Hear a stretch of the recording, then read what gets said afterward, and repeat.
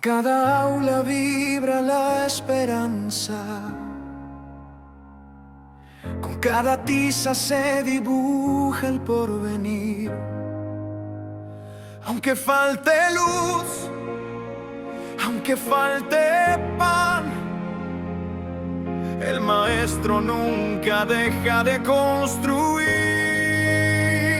Educar es luchar, es sembrar libertad, es alzar la voz en medio de la adversidad. Muy buenos días, buenas tardes, buenas noches, amigos y amigas que nos escuchan y nos ven todos los jueves por su plataforma digital de YouTube, Educar y Luchar.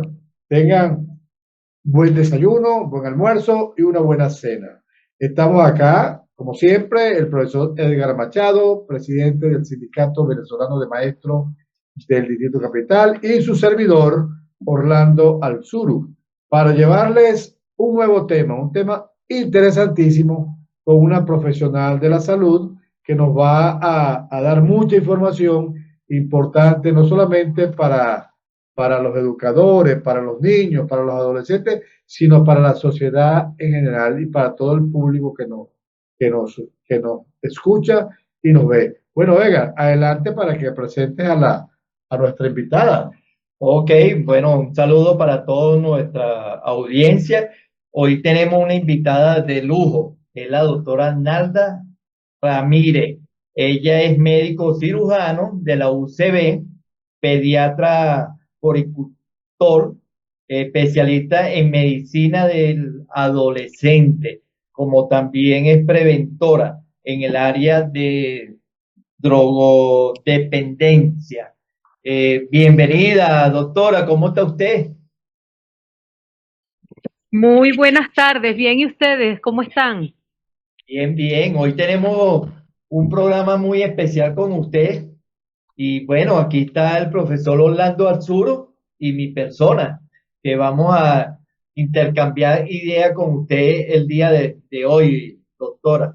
Así es, doctora, un saludo muy especial para usted y le damos las gracias por dedicarnos un tiempo del suyo, que sabemos que es importante, pero el tema que vamos a tratar con usted, que es la adicción, también es un tema muy importante para enseñar, para educar a la gente sobre una situación distinta, una situación que mira, se presenta muy común en todos los seres humanos, pues.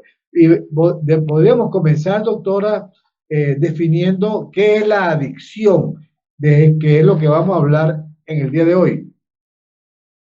Bueno, básicamente para un público en general sería algo como una conducta repetitiva con cualquier sustancia o con cualquier hábito que me impide llevar una vida regular, normal, interrumpe mis actividades del día a día naturalmente. O sea, en forma general sería eso. Cuando yo necesito un instrumento o una sustancia o cualquier situación que me genere sentimientos que me impidan continuar con la regularidad de mi actividad normal, eso se está saliendo de la norma. Por ejemplo, una sustancia adictiva, que por ejemplo el cigarrillo, que cada cierto tiempo, si no aspiro el cigarrillo, pues me genera una ansiedad, una incomodidad.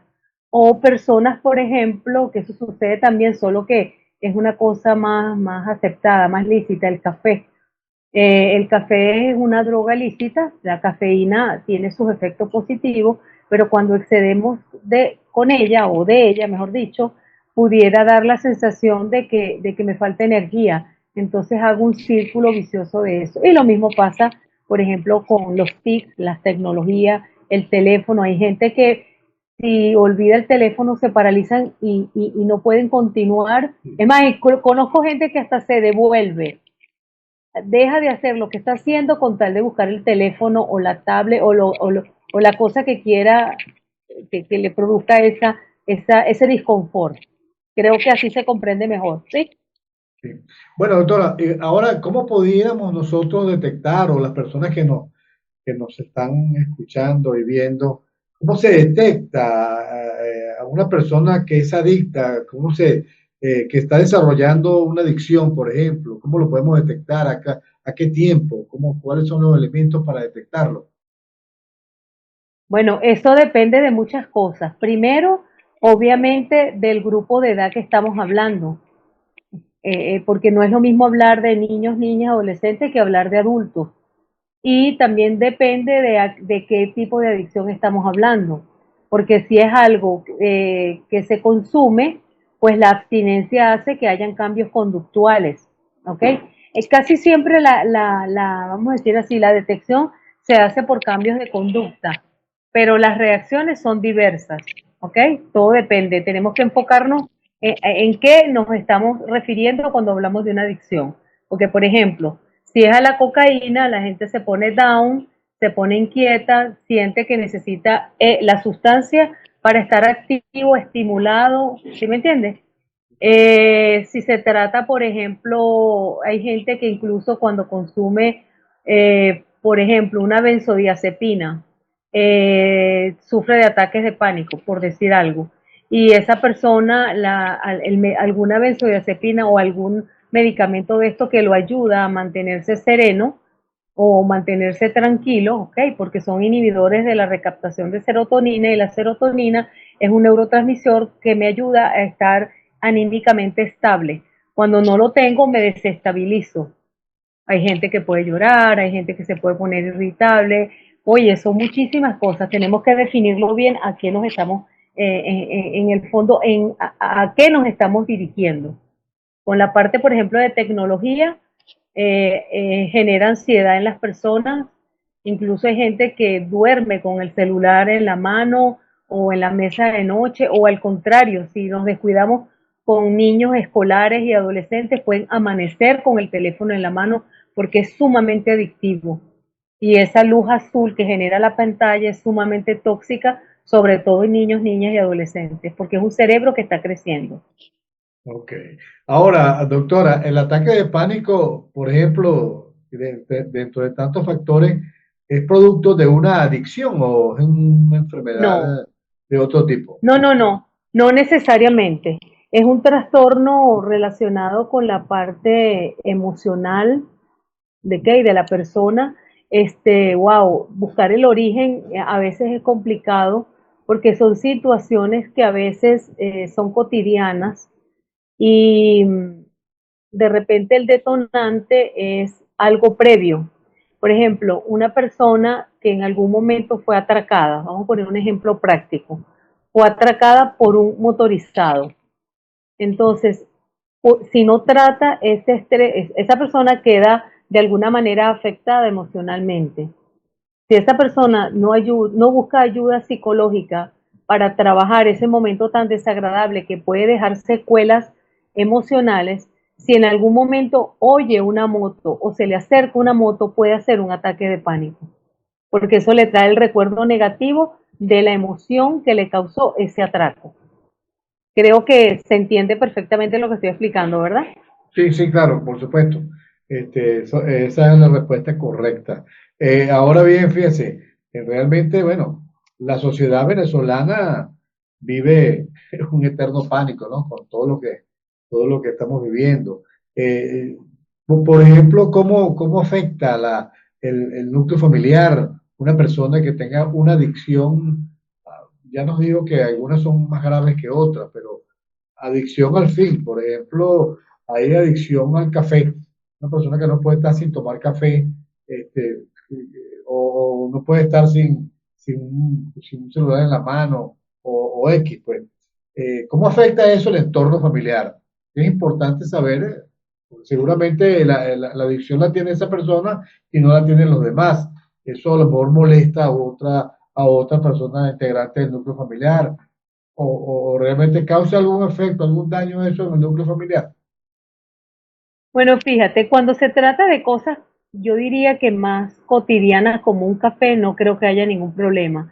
Quizás el problema sería económico por el tema del costo del café para el núcleo familiar, ¿ok? Que cada vez cuesta más el costo del producto como tal. Donde sí hay interferencia con la convivencia familiar es cuando hay consumo de alcohol, ¿ok? Y drogas psicoactivas, ¿ok? Porque se corre el riesgo de que haya violencia intrafamiliar, porque se corre el riesgo, por ejemplo, de que, vamos a poner el ejemplo de las personas que están, padres que están presentes, pero que tienen, por ejemplo, que trabajar con un celular o con una tablet y que realmente eso no es una crianza adecuada, porque tú estás presente físicamente, pero emocionalmente y conductualmente no haces nada por la crianza de tus hijos. Incluso se han visto casos, y lo hemos visto, yo que soy médico, pues, hemos visto casos de negligencia en la crianza por incluso accidentes horribles, quemaduras, accidentes dentro del hogar, justamente porque los padres a veces no están están dentro de su casa, pero no en modalidad papá, sino modalidad trabajo, bien sea conectado al celular o una tablet, y hay, por ejemplo, preescolares y niños lactantes mayores que pueden tomar un cable, intentar enchufarlo, pueden agarrar cualquier instrumento metálico, introducirlo por ejemplo, en un toma corriente, si hay una ventana que no tenga seguridad y se le olvidó de repente cerrarla y está distraído en su trabajo con la tablet o con el teléfono. Wow, son muchísimos, muchísimos los accidentes que ocurren juntamente por descuido de los padres. Y ojo, recordemos que los padres venezolanos en su mayoría son padres muy jóvenes y acuérdense que Venezuela es el primer país de Latinoamérica con adolescentes embarazadas y wow, qué difícil es en una persona por debajo de 19 años siendo papá o mamá porque él o ella como adolescente, bien sea varón o bien sea mujer, tiene sus propias necesidades emocionales y distractivas, pues de todo tipo. Y tiene la responsabilidad de tener un bebé encima. Yo estoy cansada de ver mamás que están, por ejemplo, dando pecho, pero ni pendiente de la conexión visual con su bebé, solo sabe que succiona, pero el resto está enfocada en su celular. Eso no es normal, eso no está bien, incluso hasta por las ondas electromagnéticas que emana el celular sobre el cerebro del nené. Estoy diciendo ejemplos muy globales, muy grandes de la Claro, cotidianidad, pero por claro. supuesto que sí afecta, porque el hecho de que tú te sientes a comer, por ejemplo, en mi época, cuando todos nos sentábamos en la mesa, eso era un acto sagrado, era un acto para compartir, era un acto para contar cómo te había ido en el colegio, para saber si te sentías bien o mal, si te hacía falta algo, qué tenías pendiente para tu escuela, si tenías alguna necesidad inmediata, si el maestro había hecho un llamado de atención al papá o a la mamá X. Hoy en día, entre cuando se sientan en la mesa, todo el mundo con un celular en la mano, eso es totalmente ilógico, eso no debería suceder nunca cuando se sientan en la mesa. Pero la otra cosa que vemos, que es sumamente grave, es que cada quien come en su cuarto, encerrado, separado, y todo el mundo por estar conectado a alguna red o alguna cosa, algún equipo, lo que se llaman los TICs, o sea, llámese tablet, celular, juego, computadora, cualquier cosa de esta que se llame tecnología. Ahora, doctora, es interesante saber, porque fíjese, una persona que tiene alguna adicción mayor, media o menor, en la escuela, o sea, ¿qué papel, cómo qué debe hacer un educador para detectar esa adicción o que o cómo tratar a esa persona que tiene una adicción en un grupo de 25 30 personas que no la tienen, pues que no tienen otra adicción, sino esa, ¿cuál es el rol del maestro allí, el docente? Bueno, lo primero y más importante es recordar que siempre la escuela va a ser el reflejo de lo que estamos viviendo en la sociedad. Número uno. Número dos, que después del hogar, el hogar, porque casa tenemos todo, pero hogar tiene muy pocos. El hogar implica la relación parental, afectiva y la convivencia interactiva dentro de un grupo familiar en un espacio que nosotros llamamos casa. O sea, hogar implica muchas otras cosas. Después del hogar, el sitio más importante para un niño, niña o adolescente es la escuela, el liceo o el colegio. Dicho esto, es lógico entender la responsabilidad tan grande que tiene un maestro sobre la educación, supervisión y responsabilidad, porque mientras el niño esté en horario de clase bajo su salón, en su colegio, es su responsabilidad. Entonces, a mí lo que me resta decir en cuanto al ámbito escolar es que siempre debemos recordar que debe haber, primero, un profundo respeto hacia el otro. Recordar que los niños son personas que tienen derecho a ser escuchados, que tienen derecho a opinar y que tienen derecho a pedir disculpas, ¿ok? Entonces nosotros antes de, porque veo con mucha frecuencia que siempre se va directo al asunto sin ni siquiera escuchar a la persona que está involucrada.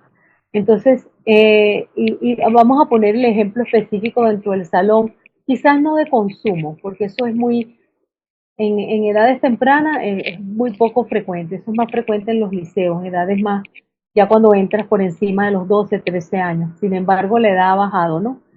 Pero vamos a hablar, por ejemplo, de que haya un acto de violencia o un acto de acoso dentro de la escuela. Siempre hay que involucrar a la persona que es víctima, a la persona que es victimario y escuchar que los dos tienen derecho a ser oídos y escuchados. Y recordar que en el caso de una violencia dentro del salón, recuerde que eso tiene que tener una triada: víctima, victimario y espectador. Cuando hay acoso o abuso escolar en un aula, eso es como una obra de teatro y siempre el victimario necesita que hayan espectadores para que esas personas que lo ven tenga el efecto que él quiere, el reconocimiento y que le inspiren el miedo o el respeto que él quiere tener. Y lo otro importante en el caso de esto es ver desde cuándo, bajo qué forma, porque mire que hemos descubierto recientemente personas adultas jóvenes, 25, 22 años, que a esas edades es que sus padres descubren que durante toda su vida recibieron bullying en el colegio y hoy en día son víctimas de depresiones, son víctimas de cuadros incluso de ataques de pánico y de muchos problemas relacionados con la parte emocional que pudieron haber sido resueltos a edades tempranas cuando se empezó a suscitar los eventos. Entonces, la responsabilidad del maestro es muy grande porque dentro del aula de clase, el referente adulto más importante para un niño es su maestro. Y si tu maestro, que después de tus padres es lo más importante, no busca la manera de saber qué te pasa, cómo te pasó y qué consecuencias te trajo, wow, estamos ante un problema serio. Además que eso no lo digo yo, eso lo dice incluso la misma Ley Orgánica de Educación, él tiene sus responsabilidades en aula. Doctora, una pregunta por lo que estamos entendiendo ahorita. Hay diferentes tipos de adicciones, porque hay adicciones al trabajo, a medicamentos, a las bebidas.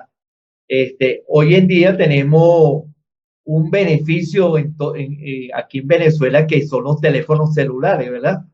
Tenemos países, por lo menos España, que los estudiantes antes de entrar a la unidad educativa dejan al entrar en las puertas de la institución los teléfonos en unos estuches y luego los retiran. ¿Usted cree que eso vamos a tener que llegar en algún momento? Porque vemos que así como los estudiantes, padres y representantes, eh, si no tienen el teléfono en la mano en un momento dado, no pueden actuar o no pueden decir algunas cosas. ¿Usted cree que vamos a tener que llegar a ese punto como lo está haciendo España? Bueno, no solo España, casi toda Europa. Hay Ajá. países como Dinamarca que incluso quitaron ya todo lo que volvieron al lápiz, al papel y a los libros, porque se han dado cuenta del retroceso desde el punto de vista cognitivo y desde el punto de vista de desarrollo cerebral que eso ha causado en nuestros niños. Y hay que reconocer que vamos a decir, el punto de quiebre con esto fue la pandemia. Después de la pandemia, obviamente, la necesidad del encierro hizo que tuviéramos que continuar la vida y sobre todo la parte educativa con nuestros niños y lamentablemente en muchos países, y entre eso está incluido nuestro país, y sobre todo en la parte privada, porque en el público eso no sucede porque el nivel socioeconómico de los niños que van a escuelas públicas es otro y en casi ninguna escuela pública hay internet. Entonces no tiene mucho sentido. Solamente en países como el nuestro, el celular quedó solo como para control parental, como para tener ubicado a tu niño, niña o adolescente, saber dónde está, si llegó, si está bien y sobre todo por un tema de seguridad. Pero en niveles socioeconómicos más altos, la dependencia es mucho mayor porque incluso hay aulas completas con todo lo que se llama la parte de computación, que es natural, obviamente. No podemos negar que la tecnología es una herramienta educativa y obviamente de entretenimiento, que si su uso es controlado y es equilibrado, no te quepa la menor duda que obviamente facilita no solo información, educación y comunicación, pero ojo, tiene que haber control sobre eso. Y lamentablemente en nuestro país, padres y madres tienen que trabajar. Esto se nos escapó de las manos. Yo conozco familias que desde los hasta niños de 2 años tienen celular, hasta el de 14, 15. Ahí no es lógico que un niño que todavía no sepa las letras cargue un celular en la mano. Eso es sumamente dañino. Y no hay forma ni manera de que los padres entiendan eso. Esto es una lucha y ustedes métanse en las redes para que vean que psicólogos, psiquiatras, incluso educadores, y todas las personas que de alguna manera estamos involucradas con la edad infanto-juvenil, estamos sumamente preocupados porque este es un problema de salud pública severo. Aquí hay niños que sencillamente su único medio de comunicación, de interrelación, es solamente con el celular. Los niños han perdido, el abuso de pantalla ha hecho que los niños tengan hoy en día hasta trastornos del sueño, por eso que les expliqué de la exposición a la luz azul.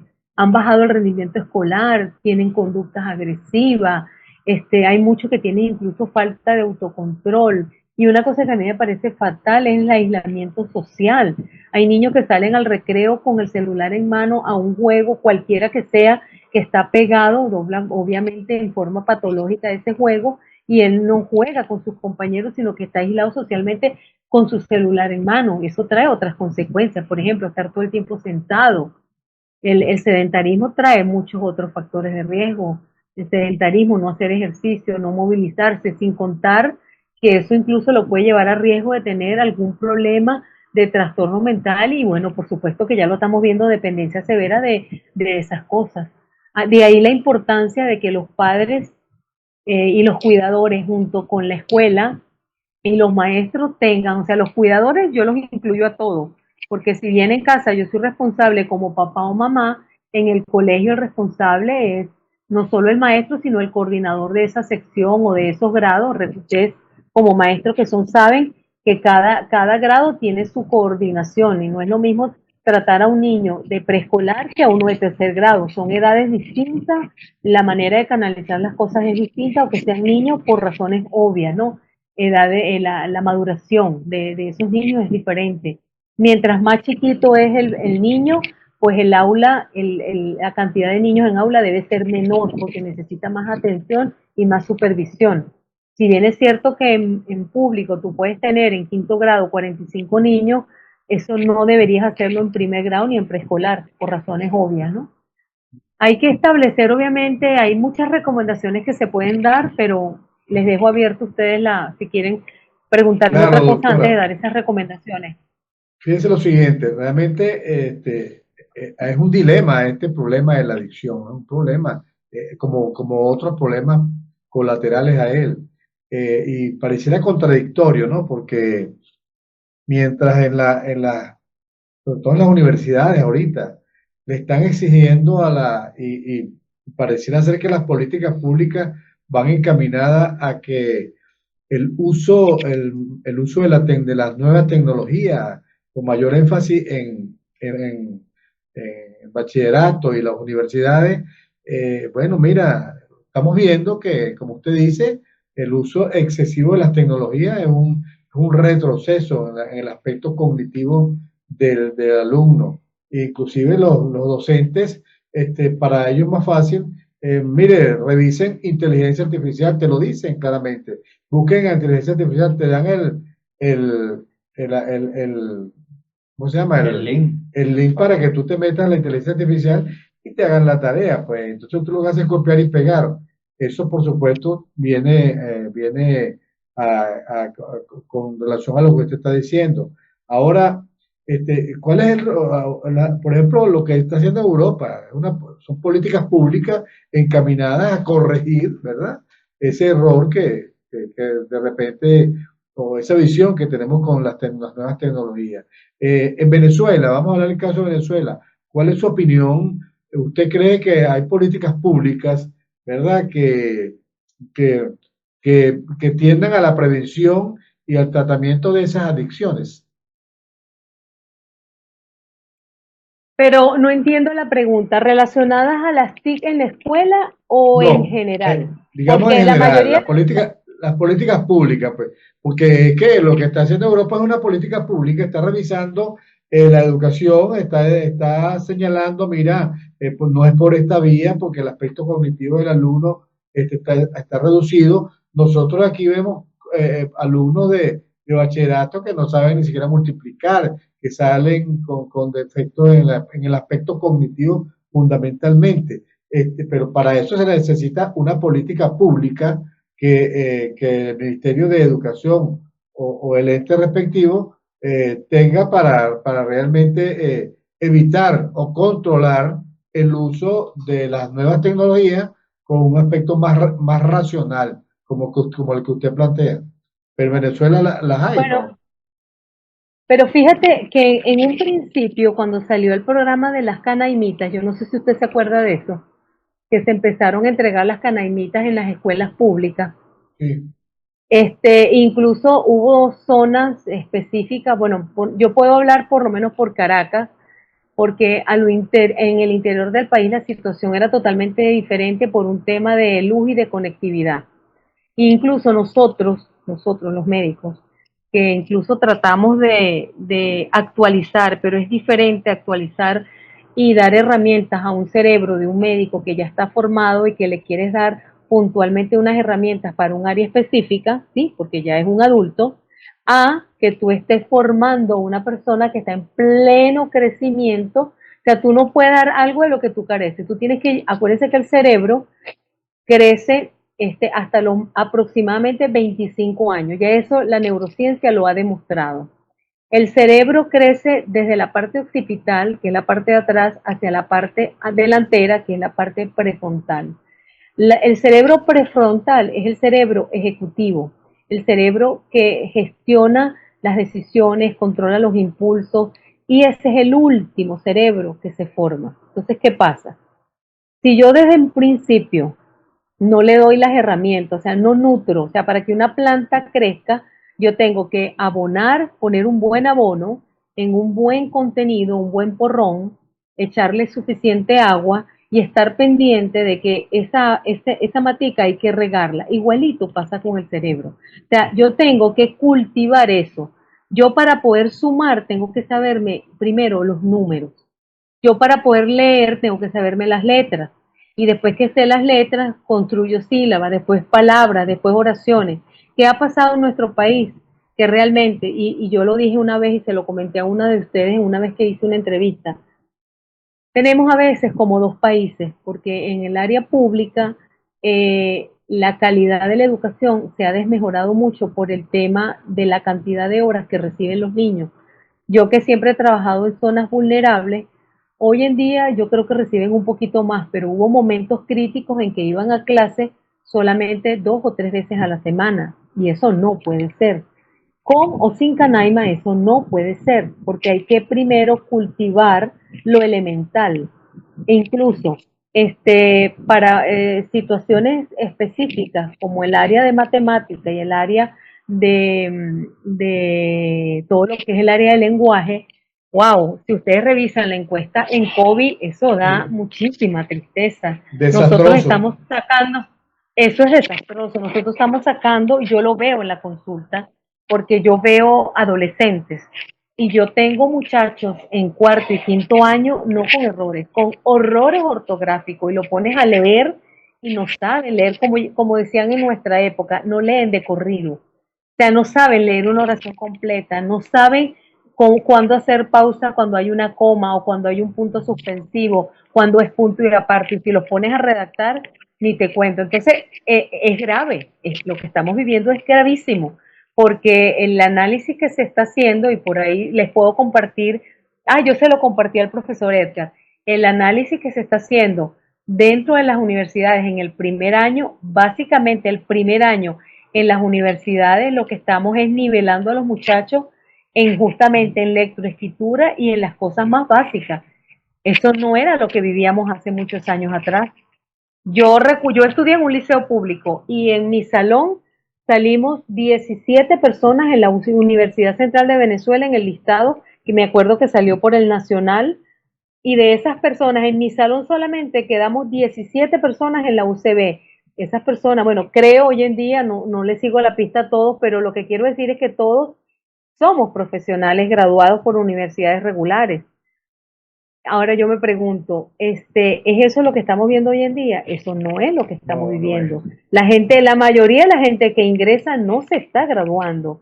Y el primer año es crítico, porque casi que es un año de nivelación, porque no saben ni leer ni escribir y no se escapa, o sea, uno pudiera decir que en el área privada hay doliente porque obviamente está el hecho de que tú puedes, como hay doliente y tú estás pagando, tú tienes el derecho a exigir calidad, pero ¿quién defiende a lo público? ¿Sí me copian lo Sí, que quiero decir, verdad? Eso es sumamente delicado. Entonces, wow, uno lo ve, yo que veo adolescentes y a veces uno los pone a llenar encuestas y cosas porque uno analiza la parte psicoeducacional y psicocognitiva con encuestas, con dibujos y con cosas, y cuando tú los pones, y por ejemplo lo pones en una encuesta a escribir, cuáles son sus tres deseos, y la mayoría de las veces tú no entiendes lo que escriben. Muchachos de 16, 15, 14 años que escriben como un niño de primer grado. Desde mi punto de vista eso es muy grave.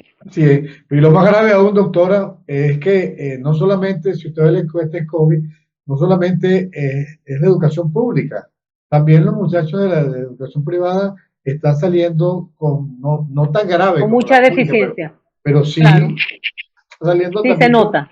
con defectos. Sí, cómo no. De hecho, uno se da cuenta, por ejemplo, que el déficit de profesores en materias como física, química y matemática, wow, es terrible. Terrible. Y sé de casos, por ejemplo, que tengo incluso colegas que están casados, que qué sé yo, quizás con ingenieros, con químicos. Entonces, algunos padres que son personas que tienen una educación muy bien adquirida, entonces, viendo lo que está pasando, son hasta los mismos padres siendo profesionales quienes están dando, y eso se está viendo en muchos colegios privados, que son los mismos padres los que han asumido la educación, por ejemplo, de física, química y matemática en muchos colegios privados, incluso hasta públicos, lo hacen hasta ad honorem, porque es más, yo una vez ayudé a unos muchachos en un sitio que estaban estudiando algo de audiovisual, y vi a un adolescente, tenía 18 años, y el muchacho era de La Guaira, y yo le digo, wow, me parece que tú eres un chamo bien, bien, bien, bien chévere, pues bien, te gusta esto, manejas chéverísimo la cámara, no sé qué. Le digo, ¿por qué estudiaste esto? Y la respuesta fue la que me dejó impactada. Me dijo, doctora, porque yo soy de La Guaira, mis padres no tienen mucho dinero, porque ellos venden comida y tienen restaurantes y cosas de estas, pero el dinero no alcanzaba para un colegio privado y lamentablemente yo nunca tuve profesor de matemática ni de física, y cuando yo apliqué en la universidad yo no quedé en ninguna carrera porque no pasaba las pruebas de ingreso por el área de matemática. Entonces tuve que escoger esto porque a mí se me da la fotografía, y como aquí no tengo que presentar exámenes donde tenga eso que ustedes dicen, habilidades matemáticas, pues decidí quedarme aquí y mis padres están haciendo un sacrificio pagándome esto porque yo no pude ingresar a ninguna universidad porque durante el bachillerato yo nunca vi eso como debí verlo. ¿Qué le parece esa respuesta? Bueno, fíjese, pues muy grave, porque ¿cuántos como él habrán en todo el país? Muchos, la mayoría, pues, Uh, la mayoría sí. bueno, por toda la situación que estamos pasando los venezolanos y que no escapa nadie. Ahora, hay algunos datos oficiales, doctora, o existen datos sobre el impacto de las adicciones en la población. Si Tengo los como hay, yo esta- no los tengo. Si los hay, no los tengo. Y realmente no los averigüé, pero se pudieran buscar.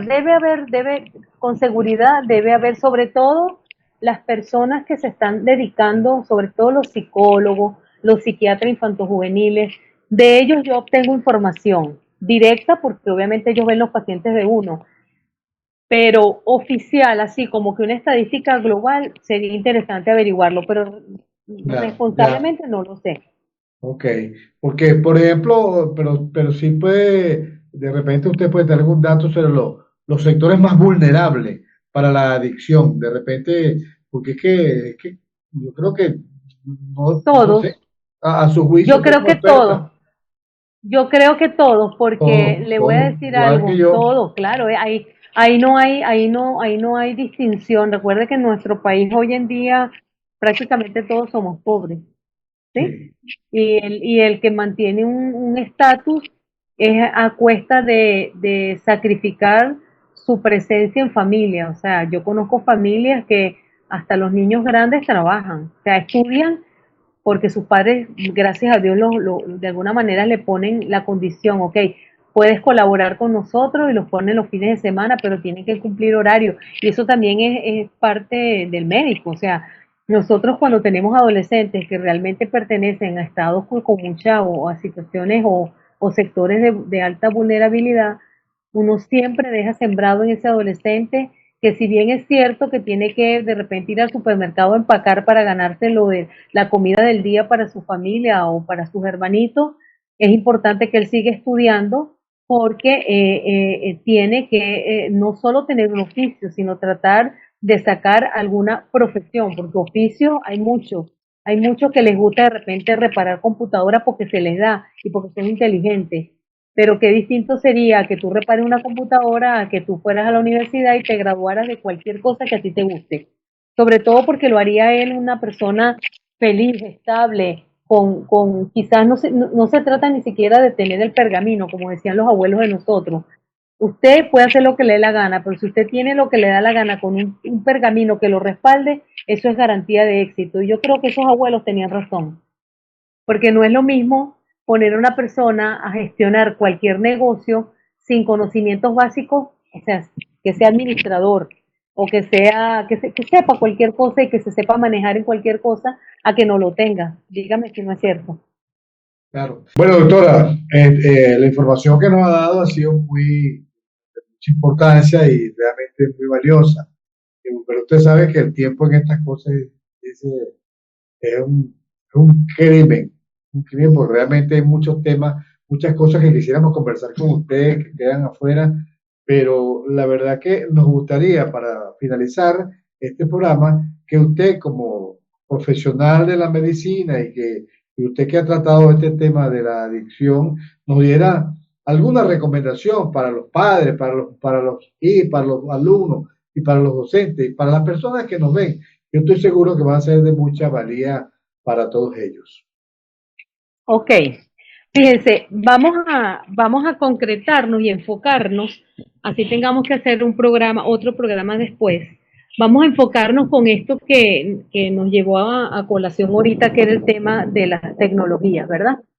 Yo diría, y sobre todo porque es una cosa que está, pero oye, a flor de piel con todos nosotros. Entonces yo diría que la primera cosa importante cuando se trata de este tipo de adicción, sobre todo a las TIC, a las tecnologías, una cosa importantísima es establecer límites precisos. ¿Ok? ¿Por qué? Porque ciertamente sí es verdad que no los puedo eliminar, porque todos de alguna manera vamos a necesitar en algún momento de ellos. Tenemos que tener claro que cuando se trata de niños, niñas, adolescentes, pues tenemos que definir los horarios y las reglas, sin titubeo. O sea, si es una hora diaria, es una hora diaria. Y la hora quedamos en que era de 5 a 6 y es de 5 a 6. Ahí tenemos que estar súper claros con eso. Para tener, sobre todo esos límites son en casa, porque en los colegios es diferente. Lo segundo, que es muy importante, sobre todo porque une a la familia, porque de alguna manera para interactuar cuando se hacen actividades alternativas al aire libre, pues tiene que haber siempre adultos referentes. Entonces, promover los juegos de cualquier tipo al aire libre, promover la lectura. Hoy en día la gente no lee, eso es importantísimo. Hay que promover la lectura. A juro, hay que tratar de que la gente, si bien yo no te voy a decir que todos van a ser futbolistas, ni todos van a jugar voleibol, ni todos van a jugar béisbol, estoy de acuerdo, pero wow, o sea, que todos en familia pueden, por ejemplo, hacer natación, por decir algo. O sea, dedicarle tiempo a actividades que sean beneficiosas para todo el grupo familiar y sobre todo eso, al aire libre, pues compartir tiempo en familia y si pudieran todo mucho mejor. Y hay algo que, bueno, eso lo decía Don Bosco y eso es fundamental, hay que predicar con el ejemplo. O sea, si yo soy papá y tengo bajo mi tutela a mis hijos, porque el que no tiene hijos puede seguir con su pareja, los dos conectados toda la noche, cada quien en su tablet o en su computadora, en su celular. Pero si yo tengo en casa niños, ¿verdad?, que cuidar, tengo que predicar con el ejemplo. Llego a casa, apago el teléfono, lo pongo en un sitio, apago la computadora y me dedico a mi familia, revisar cuadernos, revisar cabezas, a ver si hay piojo, revisar uñas, a ver si están limpias y cortas, arreglar el morral del niño. Hoy en día esas cosas ya no las vemos, ¿sabes? Porque la gente está tan embebida en su cotidianidad que eso no lo hace. Revisar cuadernos, revisar errores ortográficos, ver que tiene el niño pendiente para el otro día, supervisar la lonchera, preparar la comida del otro día. O sea, esto hay que hacerlo. Y predicar con el ejemplo es eso, o sea, quitar el celular, quitar la tabla y dedicarme a mi familia. Otra cosa importante, hablar, Dios mío, hablar. Con los niños hay que hablar y hay que jugar. Decirles con palabras sencillas y claras, de acuerdo a la edad, que todo en la vida tiene cosas buenas y tiene cosas malas. Y que los extremos a veces no son buenos. Los extremos para cualquier cosa es malo. O sea, el que se baña mucho se daña la piel, pero el que no se baña también se daña. El que no se baña, ¿ok? Y lo mismo pasa con la parte de la tecnología. Obviamente, cuando hablamos del uso de pantallas en casa, recuerde que ningún niño, independientemente de la edad, acuérdense que por la convención, eso lo hemos hablado en otra charla, por convención, cuando yo digo niños, son personas por debajo de 18 años de edad. Ninguna persona puede estar encerrada en un cuarto con un teléfono o una tablet. Ninguno. O sea, todo lo que sea computadora, tablet, teléfono, en áreas expuestas en la casa, en la sala, donde yo los pueda ver. Y lo otro que parece mentira, pero es importante, usted tiene que supervisar lo que su hijo revisa, la comiquita, y ve la comiquita completa, porque a veces tiene un contenido que usted desconoce, aunque sea comiquita, están sexualizadas, inducen al suicidio, inducen violencia. Por favor, véanla, supervise todo lo que el niño ve, todo. Y por supuesto, hay que ponerle a todo lo que ellos tengan control parental, aunque a usted no le guste, y si no lo sabe manejar, hay gente que lo enseña a uno a eso. Tiene que tener control parental de eso. Y si usted ve que el asunto se le escapa de las manos, o usted ve que usted le quita el aparatico al niño y le da un ataque, una rabieta, se tira al piso y hace un ataque, ojo, busque ayuda profesional. Un niño que ya eso trae, cuando ya es muy dependiente del teléfono o cae en una situación en la que se pone agresivo con su papá o con su mamá, tenemos que pensar seriamente que la salud mental de ese niño está afectada. Bueno, yo creo que desde mi punto de vista ya estoy abarcando casi todo. Muchísimas gracias por la entrevista. Qué bueno. La verdad que la felicito porque realmente nos ha dado una información tan valiosa para la familia venezolana. Por supuesto que ese es el objetivo de nuestro programa, educar a la familia, enseñarle precisamente para la convivencia, que es importante. Bueno, doctora, le damos las gracias, ¿verdad? A usted por el tiempo que nos ha dedicado a nosotros y a todos las personas que nos escuchan y nos oyen, y nos ven, perdón, todos los jueves y todos los días, cada vez que nos pueden sintonizar. Y bueno, en otra oportunidad, indudablemente que vamos a hacer otro programa porque eran cosas muy importantes de qué hablar. Entonces, Edgar. Bueno, doctora, igualmente un fuerte abrazo y bueno, ahí le dejamos todas esas recomendaciones a los padres, representantes, a los educadores, a toda la población que nos escucha, como dice el profesor Orlando, y muy agradecido porque Sabemos que usted es una persona muy ocupada y nos abrió un espacio en estos momentos y bueno, agradecido. Y a ustedes, nuestros Gracias. queridos amigos y amigas, será hasta el próximo jueves, cuando tendremos un nuevo invitado y un nuevo tema de mucha importancia para todos ustedes. Nos despedimos, le damos las gracias, le pedimos que no se olviden, ¿verdad?, de darle like a la campanilla, de suscribirse a nuestra plataforma, a nuestro programa para ayudarnos a crecer y que realmente no cuesta nada, esto es gratis. Entonces, le pedimos que se suscriban, que le den like a la campanilla y compartan este programa con otras familias para que realmente la familia vaya creciendo y vaya, digamos, teniendo acceso a esta información tan valiosa. Será hasta el próximo jueves. Muchas gracias a todos. En cada aula vibra la esperanza. Con cada tiza se dibuja el porvenir. Aunque falte luz, aunque falte pan, el maestro nunca deja de construir. Educar es